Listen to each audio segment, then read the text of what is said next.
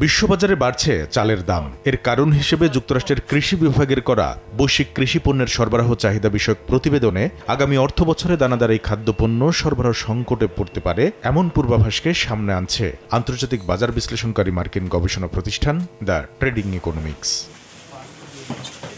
প্রতিষ্ঠানটির তথ্য বুধবার সকালে প্রতি 100 ওয়েট বা 45 কেজি 360 গ্রাম চাল বিশ্ববাজারে কেনাবেচা হয়েছে $10.21। সপ্তাহ ব্যবধানে বেড়েছে 1% কিছুটা বেশি।